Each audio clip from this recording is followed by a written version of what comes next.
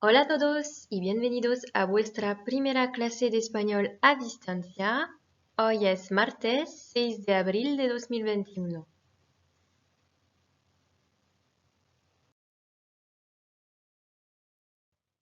Alors, je profite de cette première vidéo pour faire un point avec vous sur ce qui avait été fait en classe et puis pour vous expliquer ce qui va être fait aujourd'hui. On est à distance. Je vous ai fait une vidéo tutoriel pour vous expliquer comment accéder à mon blog. J'espère que vous avez pu la voir et que vous avez pu accéder au blog. Je vais l'alimenter régulièrement. Je m'excuse parce que je poste cette vidéo un petit peu tard.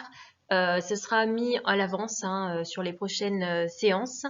Donc, vous allez avoir aujourd'hui un exercice en premier lieu. On va travailler sur un exercice avec le verbe solaire qu'on avait déjà vu ensemble. Sachant que normalement, vous aviez déjà pour aujourd'hui une leçon. Bien évidemment, comme on est à distance, je ne peux pas vous interroger, donc je laisse de côté cette leçon. On avait déjà fait en classe, avant les contrôles, un exercice sur les adjectifs possessifs et les pronoms possessifs. Je vous ai remis l'exercice en question qu'on avait corrigé déjà. N'hésitez pas, si vous avez d'autres questions, à me les poser. Concernant vos copies, donc j'avais commencé à corriger, je n'ai pas fini. Dès qu'elles sont corrigées, je vous mets les notes en ligne. Et vous avez normalement déjà la note du cahier qui figure, qui est sur 10. Pour ce qui est donc des cours en ligne, vous avez possibilité de télécharger ce cours en format PDF sur le blog. Vous allez voir, je vous ai mis un lien, donc n'hésitez pas à aller regarder si vous souhaitez l'imprimer. C'est pas une obligation, vous pouvez tout simplement recopier les parties qui correspondent au cours. Pour aujourd'hui, ça sera essentiellement ce qui correspond en fait aux questions 3 et 4 du document que vous avez déjà dans votre cahier sur Como viven los españoles, puisqu'on n'a pas eu le temps de le finir en classe. Je vous ai donné deux autres documents qui étaient donc un schéma avec les moyens de transport et une fiche qui était intitulée Como vas al colegio. Ces fiches, on les fera un petit peu plus tard puisque j'intercale avant une vidéo que vous allez retrouver sur YouTube et qu'on traduira, qu'on va travailler ensemble. Donc vous pouvez en fait tout simplement laisser une page dans votre cahier pour travailler sur la fiche Y tú cómo vas al colegio, et on y reviendra donc après l'étude de la vidéo dont je vais parler à la fin de cette vidéo, qui sera donc à regarder en devoir. Donc je vous laisse regarder, alors non évalué bien sûr, je vous laisserai regarder à la fin de la vidéo pour mieux comprendre.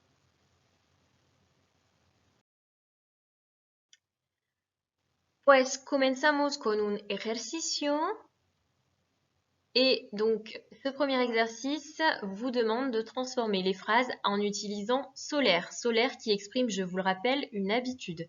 Donc, je vous ai mis un exemple. Los españoles comen 5 comidas. Il va falloir transformer cette phrase pour dire que les Espagnols ont l'habitude de manger 5 repas. Los españoles suelen comer 5 comidas. Donc la nuance elle est fine. Dans la première phrase, los españoles comen 5 comidas, ça veut simplement dire qu'ils mangent 5 repas. Dans la deuxième phrase, où vous avez solaire, ici on exprime une habitude. Ils ont l'habitude de manger 5 repas. Donc voici les phrases qu'il faut transformer. Vous en avez 5. Mis amigos y yo vamos al cine el viernes. Inés utiliza internet para hacer los deberes. Tengo clases de canto a las 4. Los alumnos estudian en la biblioteca et jugáis con videojuegos. Donc à vous de les transformer. Vous pouvez mettre la vidéo sur pause, faire votre exercice et ensuite vous allez retrouver tout de suite après la correction.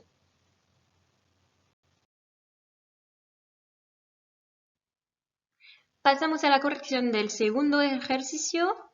Alors ici, il fallait transformer les phrases qui étaient données avec donc le verbe solaire. En utilisant le verbe solaire, j'avais donné un exemple. Par exemple, l'exemple du cours. Los españoles comen 5 comidas. Los españoles suelen comer 5 comidas. Alors, première phrase. Mis amigos y yo vamos al cine el viernes. Il fallait trouver mis amigos y yo solemos ir al cine el viernes. Alors, mis amigos y yo, on aurait pu remplacer par le pronom personnel sujet nosotros. Ça revient à dire nosotros, mes amis et moi, nosotros. On a utilisé le verbe solaire ici que l'on a conjugué avec nosotros, donc c'est-à-dire à la première personne du pluriel, ça donne solemos. Et puis derrière le verbe à l'infinitif qui était ici le verbe aller. Au présent, le verbe aller, c'est le verbe ir. et il est irrégulier. Donc ça fait voy, vas, va, vamos, vais, van. Ça c'est un verbe qu'on a déjà vu. Donc, vous êtes censé le connaître. Donc ici, il fallait dire solemos ir al cine el viernes. Nous avons l'habitude d'aller au cinéma le vendredi. B. Inés utiliza Internet para hacer los deberes. Alors, pour dire qu'Inès a l'habitude d'utiliser Internet pour faire ses devoirs, on dira Inés suele utilizar Internet para hacer los deberes. Donc ici, le sujet, c'est Inès, donc c'est elle. Hein. Le verbe solaire, troisième personne, suele. Le verbe à l'infinitif, c'était utilizar. C. Tengo clases de canto a las 4. J'ai cours de chant à 4 heures. On va dire, j'ai l'habitude d'avoir un cours de chant ou des cours de chant à 4 heures. Suelo tener clases de canto a las 4. Hein, donc, j'ai l'habitude d'avoir des cours de chant. Suelo tener. Ici, pas besoin du pronom personnel sujet. Je vous rappelle simplement que le verbe, de par sa terminaison, suffit en fait à nous indiquer qu'on est à la première personne. Hein. Ici, ça s'unit par O, donc suelo. C'est première personne du singulier. Sigamos. D. Los alumnos estudian en la biblioteca. Los alumnos suelen estudiar en la biblioteca. Donc le sujet, c'était los alumnos, les élèves. Hein. Pour dire ils ont l'habitude d'étudier à la bibliothèque, suelen estudiar en la biblioteca. Donc, je rappelle, hein, il y a juste le verbe solaire que l'on va conjuguer. Tous les verbes ensuite qui sont derrière solaire sont à l'infinitif. Hein. Donc ici, on adapte juste le verbe solaire en fonction du sujet. E. Jugáis con videojuegos. Alors, il fallait utiliser ici le verbe jugar. Hein. Jugáis, c'est le verbe jugar qui veut dire jouer. Jouer aux jeux vidéo.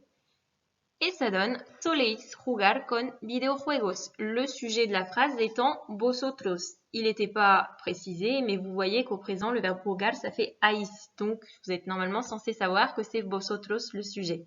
Et on n'est pas obligé donc de le remettre encore une fois dans la phrase que vous aviez à écrire. Hein. On peut tout simplement dire soléis jugar con videojuegos. N'hésitez pas si vous avez des questions sur ces deux exercices, s'il y a des choses qui pour vous sont difficiles et que vous n'avez pas compris et que vous souhaitez que je vous réexplique. Vamos a pasar a la lección del día.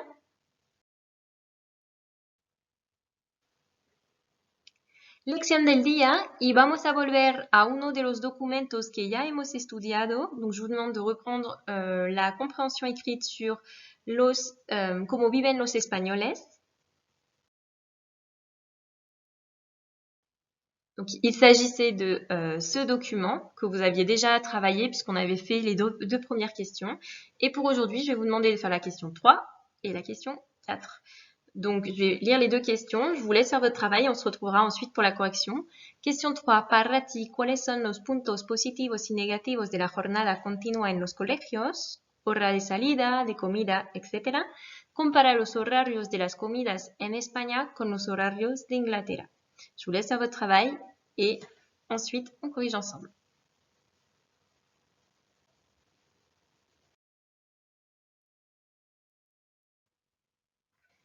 Pues, correction de la pregunta numéro 13. Donc, il fallait dire quels étaient les points positifs et les points négatifs de la journée continue dans les collèges.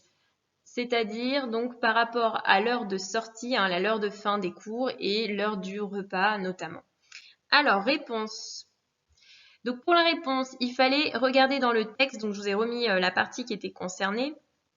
Ce qu'on vous explique, c'est que beaucoup de collèges, en fait, ont choisi la journée continue en Espagne et que les cours commencent à 8h30, 9h et se finissent à 2-3h. Donc ça, c'est un des points positifs, c'est que les élèves terminent plus tôt. Donc en espagnol, on dira el punto positivo de la jornada continua en los colegios es que los alumnos terminan ou alors acaban. Je vous rappelle que le verbe terminar et le verbe acabar sont deux synonymes. Ils veulent tous les deux dire finir.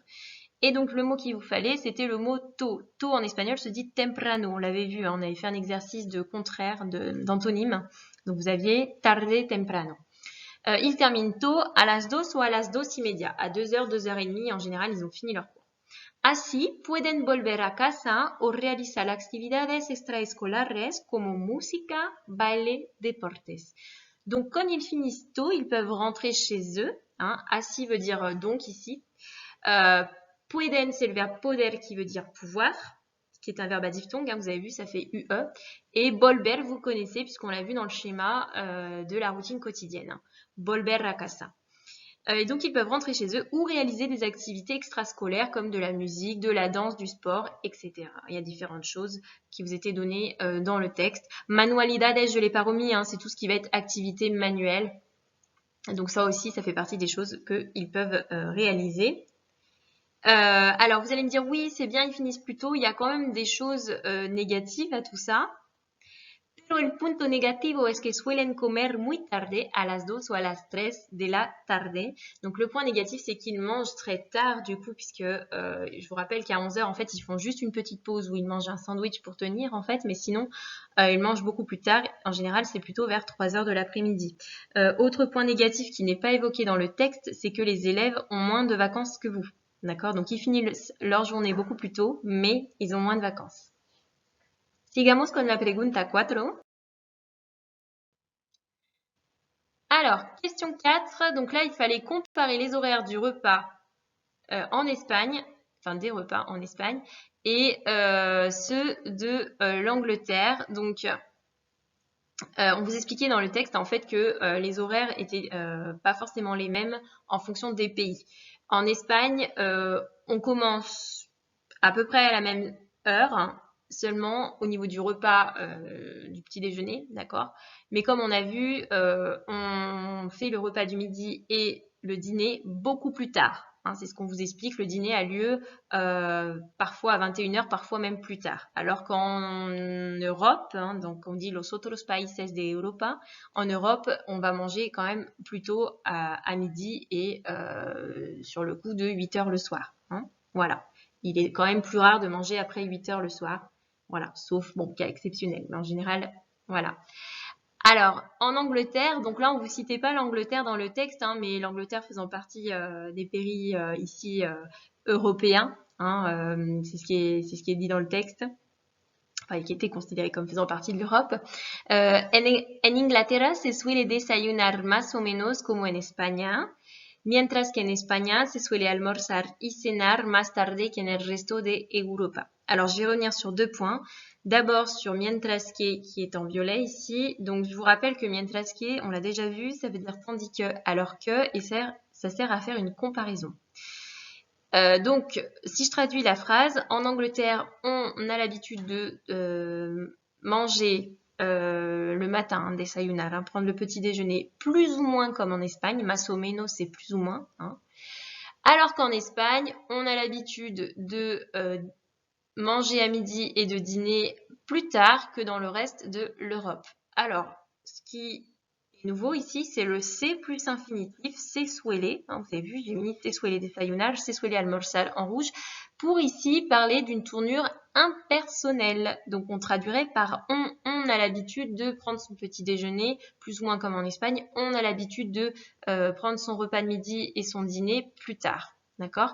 Donc, on va travailler pour finir sur ce point, hein, sur le on. Comment est-ce qu'on l'exprime en espagnol? C'est une des règles de grammaire les plus complexes. Il n'y a pas vraiment de traduction donnée. On va voir qu'il y a plusieurs possibilités, mais le on en soi, on ne l'utilise pas en Espagne, très peu.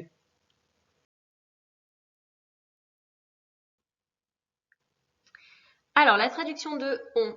Donc, comme je vous disais tout à l'heure, il y a plusieurs façons de traduire puisqu'il n'y a pas une traduction spécifique, les Espagnols n'utilisant pas de tournure impersonnelle directement. Hein, ils préfèrent utiliser le je, quoi. Alors, donc pour dire, par exemple, quand vous voulez parler d'une réflexion d'ordre général habituel, exemple, on vous dit ici on mange bien ou alors on vend des timbres, on va utiliser, comme on vient de le voir, le C plus la troisième personne du pluriel, soit soit du singulier. Tout va dépendre de ce que vous avez comme nom derrière. Donc par exemple, si on veut dire ici on mange bien, aquí se come bien. D'accord? Par contre, si on veut dire on vend des timbres, ici timbre étant pluriel, on dira se venden sellos. On fait l'accord avec sellos qui est un pluriel, un nom pluriel. Autre façon de traduire, donc là c'est quand on veut présenter un fait anonyme, c'est-à-dire quand on représente les gens, quelqu'un. Hein, donc quelque chose d'anonyme. Par exemple, quand vous avez une rumeur que vous voulez relayer ou quand vous voulez dire ah bah tiens, il y a quelqu'un à la porte, mais vous savez pas de qui il s'agit, on va utiliser plutôt la troisième personne du pluriel. Donc on dira par exemple dicen que el gobierno va a cambiar. On dit que le gouvernement va changer. C'est une rumeur, c'est les gens disent. Donc dicen que. Hein, là on est à la troisième personne du pluriel. Sinon on peut utiliser donc pareil, ce on, llaman a la puerta. Quand on veut montrer qu'on ne sait pas qui est derrière la porte, hein, on frappe à la porte, tiens, qui est-ce? Donc llaman a la puerta. Ici, on va utiliser la troisième personne du pluriel. Autre façon de traduire, on peut utiliser uno, una plus la troisième personne du singulier. Alors, la différence avec le reste, c'est que en fait, le uno, una est égal à je.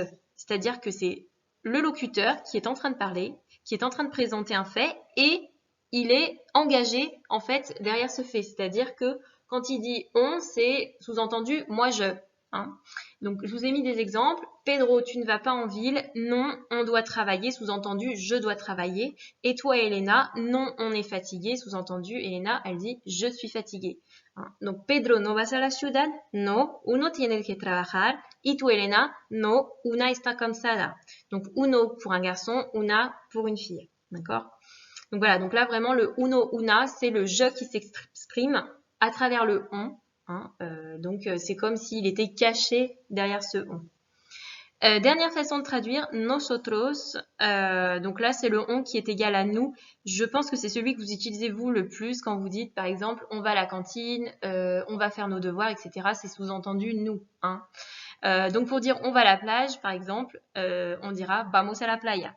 Hein. Donc quand là on a un collectif, on utilisera nosotros.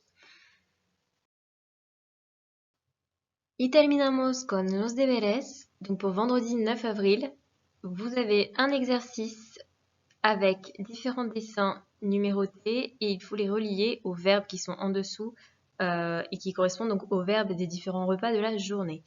En deuxième, je vous demande de regarder la vidéo suivante et de faire la présentation générale, tipo de documento, locutor, tema. Il faut donc indiquer quel est le type de document, qui sont le ou les locuteurs, ainsi que le thème. Pour pouvoir voir cette vidéo qui sera de toute façon mise sur le blog et sur le NT, vous pouvez directement cliquer en haut à droite de votre écran. Je vous laisse le lien pour pouvoir aller directement sur YouTube. Os digo hasta viernes y adiós.